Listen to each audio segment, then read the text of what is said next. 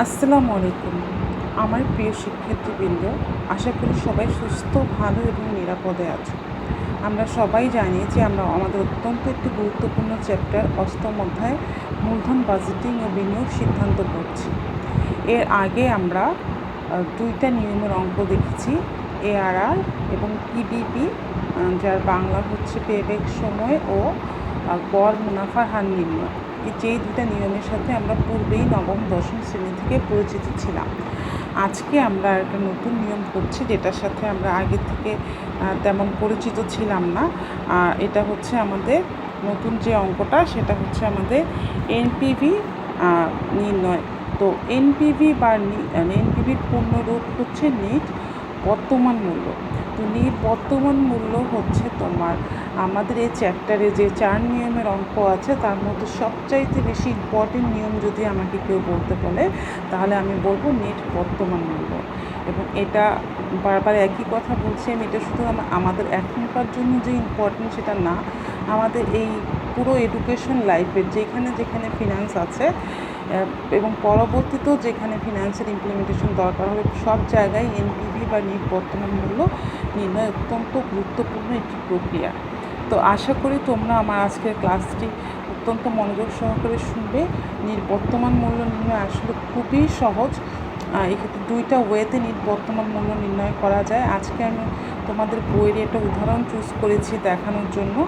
তো আজকে আমরা সেই উদাহরণটা দেখব এবং আমি বর্তমান মূল্যের উপরে পরবর্তীতে আরও ক্লাস নেব, কারণ এটা আমাদের জন্য খুবই গুরুত্বপূর্ণ, আমি আগেই বলে রেখেছি। আচ্ছা, তো এখন একটু আমরা জেনে নিই যে বর্তমান মূল্য কী। আমরা কিন্তু প্রত্যেকেই জানি যে বর্তমান মূল্যটা সেই ফিনান্স পড়ার শুরু থেকে আমরা বর্তমান মূল্য নিয়ে সবাই জানি। তাহলে বর্তমান মূল্য কী? বর্তমান মূল্য হচ্ছে বর্তমান মূল্য থেকে যদি আমরা প্রাথমিক বিনিয়োগের যে পরিমাণটা সেটা বাদ দিই, তাহলে আমাদের কাছে যেই পরিমাণে নগদ প্রবাহটা থাকে সেটা হচ্ছে আমাদের বর্তমান মূল্য। বর্তমান মূল্য থেকে যদি আমরা প্রাথমিক বিনিয়োগের পরিমাণটা বাদ দিই, তাহলে যেই অ্যামাউন্টটা বা ক্যাশ ফ্লোটা আমাদের কাছে থাকছে সেটাকেই আমরা বলছি বর্তমান মূল্য। বর্তমান মূল্যটা মূলত বিনিয়োগ সিদ্ধান্ত নেওয়ার জন্যই ব্যবহার করা হয়। তাহলে আজকে আমরা চলে যাচ্ছি উদাহরণ 15-তে।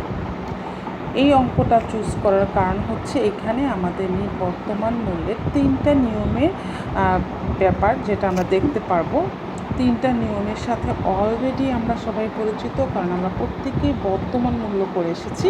জাস্ট একটা জিনিস অ্যাড হবে যেটা তোমাদের জন্য খুবই সহজ হবে। আমি আগে হচ্ছে প্রশ্নটা একটু পড়ি। দেখো, নিম্ন প্রকল্পগুলোর বর্তমান মূল্য নির্ণয় করো। ধরে নাও বাট্টার হার 14%। তাহলে এই যে এখানে 4টা প্রকল্প আছে, 4টা প্রকল্পে তোমাকে বর্তমান মূল্য নির্ণয় করতে বলেছে, যেখানে বলে দিয়েছে বাট্টার হার বা সুদের হার 14%। তাহলে আমরা একটা একটা করে আগাই। দেখো, ক নাম্বারে বলেছে প্রাথমিক নগদ বহিঃপ্রবাহ 25,000 টাকা, এর ফলে 10 বছর পরে একটি মাত্র 97,500 টাকার নগদ আন্তঃপ্রবাহ হবে। মেয়েরা খেয়াল করো, এখানে একটা অ্যামাউন্ট দেওয়া আছে, প্রাথমিক নগদ বহিঃপ্রবাহ দেওয়া আছে 25,000। বহিঃপ্রবাহ মানে হচ্ছে যেটা আমাদের থেকে চলে যায়। আর 10 বছর পর একটা মাত্র নগদ, 10 বছর পরে তোমার প্রতিষ্ঠানে আসবে কত? 97,500 টাকা। এখন তোমাকে এইটা দিয়ে কি বের করতে হবে? বর্তমান মূল্য। আচ্ছা, তাহলে দেখো, এই যে এই ধরনের অঙ্ক যেখানে আমরা শুধুমাত্র এককালীন একটা টাকা পাবো, মানে পুরো 10 বছরের মধ্যে আমরা একটা টাকা পাচ্ছি। যেমন ধরো ফিক্সড ডিপোজিটের টাকা, যে পুরো সময়টা শেষ হয়ে গেলে আমরা একটা টাকা পাই, সেটাকে আমরা বলি এককালীন নগদ প্রবাহ। এই এককালীন নগদ প্রবাহের বর্তমান মূল্যের সূত্র হচ্ছে এটি, CF divided by 1 + K⁻n - CF0। এখন তোমরা দেখো এই সূত্রটার সাথে তোমরা আগে থেকে পরিচিত কিনা? হ্যাঁ, অবশ্যই পরিচিত। তোমরা এই সূত্রটার এই অংশটুকু আমি যেটুকু হাত দিয়ে ধরে রেখেছি, মানে যে অংশটুকু তোমরা দেখতে পাচ্ছ তার সাথে তোমরা পরিচিত। এখন এখানে কি জাস্ট কিছু সাইন তোমাদের চেঞ্জ হয়েছে। যেমন হচ্ছে এখানে CF এর জায়গায় তোমরা শিখেছো FV, মানে ফিউচার ভ্যালুটা শিখেছিলে। আর কে এর জায়গায় তোমরা শিখেছিলে I। মনে আছে মেয়েরা? তৃতীয় অধ্যায়ের আমরা শিখেছিলাম বর্তমান মূল্যের সূত্র FV divided by 1 plus I to the power n। সেই সূত্রটা এখানে এসে কী হয়ে গেল, CF divided by 1 plus K to the power n। Just হচ্ছে তোমার নোটিফিকেশনটা চেঞ্জ হয়েছে সেই বর্তমান মূল্যের সূত্র। তাহলে নিট বর্তমান মূল্যের সাথে পার্থক্য কী? আমি সংজ্ঞায় বলেছিলাম বর্তমান মূল্য থেকে যদি আমরা প্রাথমিক বিনিয়োগ বা বহিঃপ্রবাহটা বাদ দিই তাহলে আমরা কি পাচ্ছি, নিট বর্তমান মূল্য। দেখো সংজ্ঞা অনুযায়ী এই যে বাদ দিলাম কি, মাইনাস CF0। CF0 দিয়ে আমরা বোঝাচ্ছি প্রাথমিক বিনিয়োগ বা বহিঃপ্রবাহ। আশা করি বিষয়টা তোমরা বুঝতে পেরেছো। বর্তমান মূল্য থেকে নগদ বহিঃপ্রবাহ বা প্রাথমিক বিনিয়োগ বাদ দিলে আমরা কি পেয়ে যাচ্ছি, NPV। আচ্ছা, তাহলে আমাদের CF মানে হচ্ছে আমাদের নগদ আন্তঃপ্রবাহ। CF এর ইংরেজি শব্দ হচ্ছে ক্যাশ ফ্লো। তো ক্যাশ ফ্লো আমাদের এই অঙ্কে যেটা আসবে, প্রতিষ্ঠানে আসবে, সেটা হচ্ছে আমাদের 97,500। তাহলে আমরা 97,500 বসিয়ে দিলাম। আমাদের এক সূত্রের 1 প্লাস 0.14 কেন? কারণ আমাদের সূচক ব্যয় বা বাট্টার হার বা সুদের হার প্রশ্নেই দেওয়া আছে কত, 14%। এখন দেখো CF0 দিয়ে বোঝাচ্ছি আমরা প্রাথমিক বিনিয়োগ বা নগদ বহিঃপ্রবাহ, সেটা দেওয়া আছে আমাদের 25,000 টাকা। তো দেখো এই সিম্পল সূত্রটা আমরা ক্যালকুলেশন করতে সবাই পারি, করার পরে আমাদের উত্তর বের হবে 1300 টাকা। তাহলে এই যে প্রথম অপশনটা, সেই প্রথম অপশন ক নাম্বার, তার নিট বর্তমান মূল্য হবে 1300 টাকা। দেখো মেয়েরা কত সহজে আমরা নিট বর্তমান মূল্য বের করতে পেরে গেলাম। তো একটা জিনিস খেয়াল করবে মেয়েরা, নিট বর্তমান মূল্য বের করতে আমাদের ক্যাশ ফ্লো প্রয়োজন বা নগদ প্রবাহ প্রয়োজন।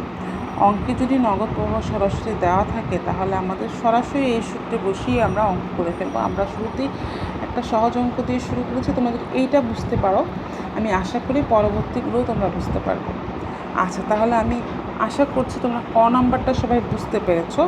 যখন প্রশ্নে একটি মাত্র নগদ প্রবাহ থাকবে, একটি মাত্র টাকা তুমি পাচ্ছ নির্দিষ্ট একটা সময়ের জন্য, তখন আমরা এই সূত্রটা ইউজ করব, যেটা হচ্ছে আমাদের বর্তমান মূল্যের প্রথম সূত্র, যেটা দিয়ে আমরা অঙ্ক শুরু করেছিলাম। তার থেকে শুধুমাত্র আমরা প্রাথমিক বিনিয়োগ বা নগদ বহিঃপ্রবাহটা বাদ দিলে আমরা পেয়ে যাচ্ছি নিট বর্তমান মূল্য।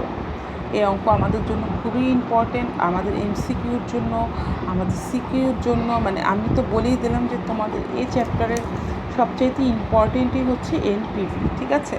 আচ্ছা, তাহলে আমাদের ক নাম্বারটা বোঝানো শেষ, আমরা চলে যাচ্ছি খ নাম্বারে। দেখো খ নাম্বারের প্রশ্নটাতে কী বলেছে,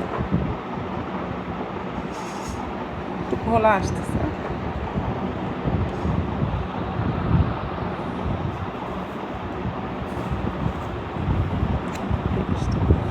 প্রাথমিক নগদ বহিঃপ্রবাহ 12,000 টাকা। এর ফলস্বরূপ প্রতি বছর শেষে 11 বছর 2,000 টাকা করে নগদ আন্তঃপ্রবাহ পাওয়া যাবে। মেয়েরা একটা শব্দ তোমাদেরকে আমি এত বারবার পড়িয়েছিলাম যখন আমরা অর্থ সময়ের মূল্য 3য় অধ্যায় করেছি, মনে আছে সবাই হয়তো, যে প্রতি বছর।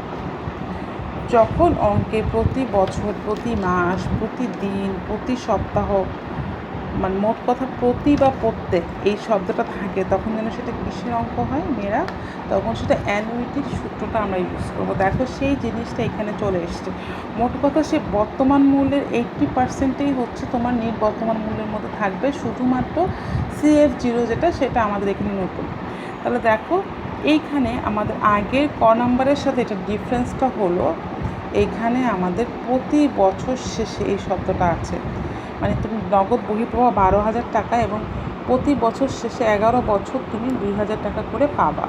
মানে প্রতিটা বছর শেষে 11 বছর, প্রতি বছরে তুমি মোট 2,000 করে টাকা পেয়ে যাচ্ছ।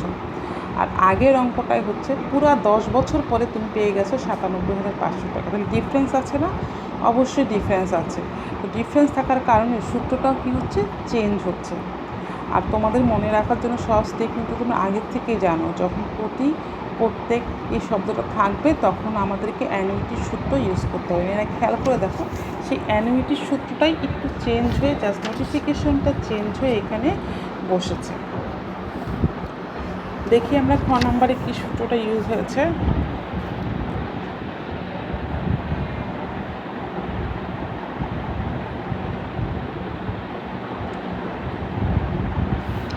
খ নাম্বারে আমাদের সূত্র ইউজ হয়েছে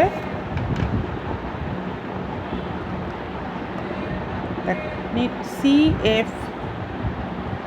CF টি bracket 1 minus 1 divided by 1 plus i to the power n ভাগ কে বা আই মাইনাস CFT। এখন একটা কথা বলে রাখি মেয়েরা, এখানে চাইলে তোমরা আই বা কে যে কোনো নোটিফিকেশনই ইউজ করতে পারো তোমাদের ইচ্ছা, কিন্তু যখন আমরা এনপিভি বের করব তখন অবশ্যই আমরা সিএফটা ইউজ করব, তখন কিন্তু আবার আমরা এফবি ইউজ করব না, বা অ্যানুইটির শব্দটা ইউজ করব না, ঠিক আছে? কারণ যেই চ্যাপ্টারের সাথে যেই জিনিসটা আমাদের যায় সেটাই আমরা ইউজ করবো। আমি তোমাদের আগের চ্যাপ্টারের সাথে লিঙ্ক করে দিচ্ছি এজন্যই, যাতে তোমাদের আগের চ্যাপ্টারগুলো যেহেতু তোমাদের বোঝানো ছিল যে তোমাদের বুঝতে সুবিধা হয়। তার মানে আমরা আগের চ্যাপ্টারে সব সাইনগুলো ইউজ করবো না, সাইন আমাদের এই চ্যাপ্টারে যা আছে তাই আমরা দেওয়ার চেষ্টা করব, তাহলেই আসলে জিনিসটা সুন্দর এবং গ্রহণযোগ্য হবে।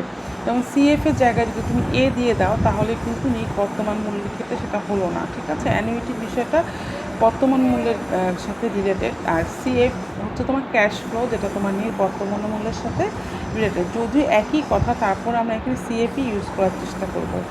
আর কে বা আইয়ের ক্ষেত্রে তোমরা স্বাধীন, এখানে তোমাদের যেটা ইচ্ছা সেটা তোমরা ইউজ করতে পারো।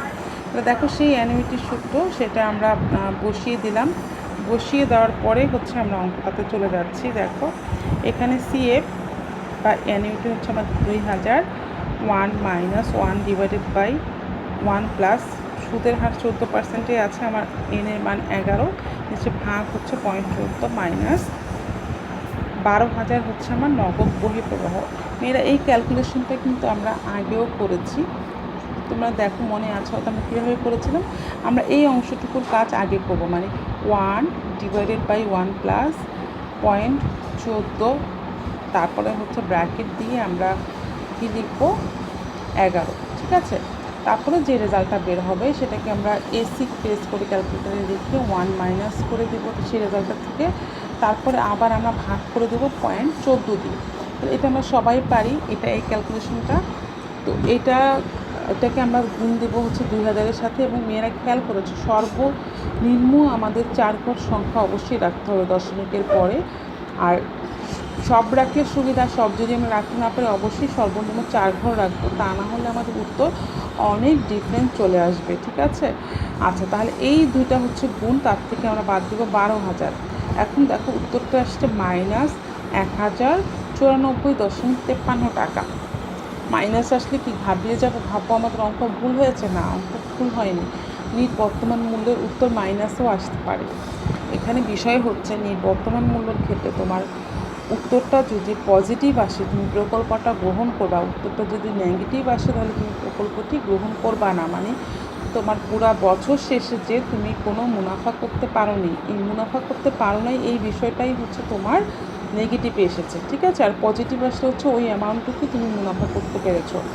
কাজেই তোমার ক্যালকুলেশন যদি ঠিক হয়, অঙ্কের উত্তর যদি নেগেটিভেও আসে তাহলে আমাদের ঘাবড়ানোর কোনো কারণ নেই, ঠিক আছে? তাহলে আমি জাস্ট ক নাম্বারের সাথে খ নাম্বারের ডিফারেন্স একটাই, সেটা হচ্ছে ক নাম্বারে আমাদের প্রতি বছর থাকার কারণে অ্যানুইটির সূত্রটা ইউজ হয়েছে, কিন্তু ক নাম্বারে আমরা একটা মাত্র অ্যামাউন্টের কারণে আমাদের প্রথম বর্তমান মূল্যের সূত্রটা ইউজ হয়েছে। এখন আমরা দেখব ক নাম্বারটা।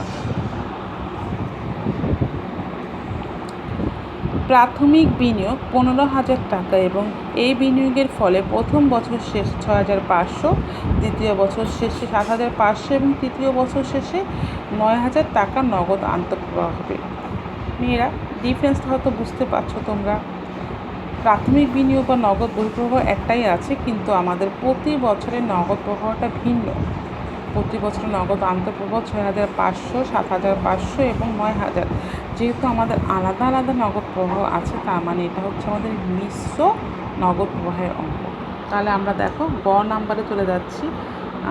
মিশ্র নগদ প্রবাহের অঙ্কের ক্ষেত্রে আমরা সবাই জানি মিশ্র নগদ প্রবাহের ক্ষেত্রে আমাদের সামিয়েশন সাইনটা ইউজ হচ্ছে, ঠিক আছে? তো summation CF divided by 1 plus K to the power n minus CF 0। আচ্ছা, তাহলে দেখো এখানে CF মানে হচ্ছে আমাদের ক্যাশ ফ্লোগুলো। ক্যাশ ফ্লো প্রথম বছরে আমার ছিল 6,500, 1 প্লাস 0.14 হচ্ছে আমাদের সুদের হার বা বাট্টার হার বা সুযোগ ব্যয়, আমরা যেই শব্দেই বলি না এখন একই কথা। এখানে এক কেন দিয়েছি, কারণ প্রথম বছরে n এর মান হচ্ছে 1, প্লাস করছি, এই যে সামেশন সাইন, এই কারণে আমাদের এখানে প্লাস ইউজ হচ্ছে। প্লাস আমরা আবার করছি কি, দ্বিতীয় বছরে নগদ প্রবাহটা ছিল 7,500 প্লাস 1 প্লাস 0.14 পাওয়ার 2 প্লাস তোমার 9,000 1 প্লাস 0.14 পাওয়ার 3। এইভাবে করে আমরা 3টা বছরকে যোগ করে যাব এবং এই 3 বছরের যে নগদ আন্তঃপ্রবাহটা হবে তার থেকে আমরা নগদ বহিঃপ্রবাহ 15,000 টাকাকে বাদ দিয়ে দিব। ঠিক আছে, তার মানে আমাদের প্রথম 3টা অ্যামাউন্টকে আমরা যোগ করবো, তার থেকে আমরা 15,000কে বাদ দিলে আমরা পেয়ে যাচ্ছি 2,547.50 টাকা। তাহলে মেয়েরা বুঝতে পারছো, আমরা কিন্তু এনপিভিই বের করছি, শুধুমাত্র নগদ প্রবাহের তারতম্যের কারণে আমাদের সূত্রগুলো চেঞ্জ হচ্ছে। ঠিক আছে, এই হচ্ছে আমাদের গ নাম্বারে গেল, যেটাতে আমাদের মিশ্র নগদ প্রবাহটা আমরা দেখলাম। এখন আমরা ঘ নাম্বারে যাই।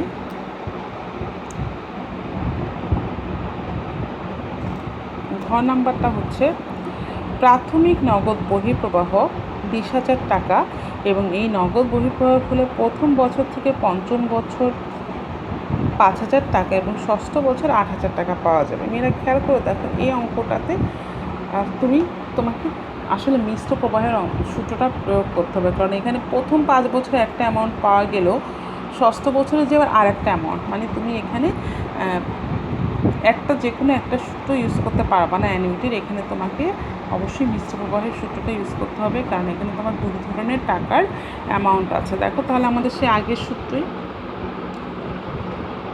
ঘ নাম্বার, মিশ্র প্রবাহের বর্তমান মূল্য নির্ণয়। দেওয়া আছে প্রাথমিক বিনিয়োগ তোমার 20,000, সুযোগ ব্যয় বা সুদের হার 14%, আর এখন তোমাকে বের করতে হবে বর্তমান মূল্য বা এনপিভিটা। এটা মিশ্র প্রবাহ কেন হচ্ছে, কারণ এখানে আমাদের 6 বছরের অঙ্কে 5 বছরের টাকার অ্যামাউন্ট সেম হলেও ষষ্ঠ বছরে যে আমাদের টাকার অ্যামাউন্টটা ভিন্ন, এই কারণে এটা আমাদের মিশ্র প্রবাহ হয়ে গেল। তাহলে আমরা মিশ্র প্রবাহের বর্তমান মূল্য যেভাবে বের করেছি সেই একই সূত্র, শুধু সেখান থেকে আমাদের নতুন হচ্ছে বিষয়টা কি, CF0। তাহলে আমরা দেখো সূত্র অনুযায়ী 5,000 করে এটা বসিয়ে দিলাম, শুধু ষষ্ঠ বছরের টাকার অ্যামাউন্ট হয়ে যাচ্ছে আমাদের 8,000 ভাগ 1 প্লাস 0.14 পাওয়ার 6, আর লাস্টের বছরে একই নিয়ম, আমাদেরকে নগদ বহিঃপ্রবাহটাকে বাদ দিয়ে দিতে হবে। আমরা এই প্রথম 6 বছরের টাকাগুলোকে ক্যালকুলেশন করে সবগুলোকে যোগ করব, যোগ করে 20,000 টাকা বাদ দেওয়ার পরে আমাদের উত্তর বের হলো 810.9 টাকা। মেয়েরা খেয়াল করেছো, তোমাদের যে 15 নম্বর উদাহরণটা, এখানে কিন্তু তোমাকে কোনো সিদ্ধান্ত নিতেও বলেনি বা এটা তোমার কোনো ক্রিয়েটিভ কোশ্চেনও না, এটা জাস্ট তোমাকে পুরো অঙ্কের 4টা নিয়মকে শেখানো হয়েছে যে কিভাবে নগদ প্রবাহের ধরন ভিন্ন হলে আমাদের সূত্রটাও চেঞ্জ হয়ে যাচ্ছে। আবারও বলছি, কীভাবে নগদ প্রবাহের ধরনটা ভিন্ন হলে আমাদের সূত্রটা চেঞ্জ হচ্ছে, এটা শেখানোর জন্যই আমাদের উদাহরণ 15। এটা আমাদের ক্রিয়েটিভ কোশ্চেনও না বা কোনো বোর্ডে এসেছে এরকম কোশ্চেনও না, কিন্তু আমাদের পুরো চ্যাপ্টারের বেসিকটা বোঝার জন্য, এনপিভিটার নির্ণয়ের ডিফারেন্সটা বোঝানোর জন্য 15 নম্বর উদাহরণটা আমাদেরকে বুঝতেই হবে। তাহলে দেখো, তোমরা প্রত্যেকেই বাসায় 15 নম্বর উদাহরণের ডিফারেন্সটা বোঝার চেষ্টা করবে এবং হোমওয়ার্ক হিসেবে তোমরা করবে হচ্ছে 11, 12 এবং 13, 14 4টা। তো বলতে পারি মিস 4টা অঙ্ক দিলেন? হ্যাঁ, 4টা অঙ্কই দিলাম, কারণ আমি তো একদিন পর পরে ক্লাস নিচ্ছি বা 2 দিন পর পর ক্লাস নিচ্ছি। তোমাদের অনেক সময় 2 দিনও হয়ে যাচ্ছে, 1 দিনও হয়ে যাচ্ছে, আবার তোমরা ঈদের বন্ধও পাচ্ছ। তো তোমরা এই 4টা অঙ্ক অবশ্যই বাসায় করবে, কারণ আমাদের অনেক অঙ্ক আছে। ঠিক আছে, আর তোমরা সবাই জানো ক্লাসে আমরা অনেক অঙ্ক করি, সেই তুলনায় অনলাইনে আমরা কিছুই করতে পারছি না। তো তোমরা প্রত্যেকেই এই 4টা অঙ্ক বাসায় করবে আর 15 নম্বর উদাহরণটাও দেখবে, ডিফারেন্সগুলো বোঝার চেষ্টা করবে, আর সমস্যা হলে অবশ্যই আমাকে জানাবে। সবাই সুস্থ থাকবে, ভালো থাকবে, আল্লাহ হাফেজ।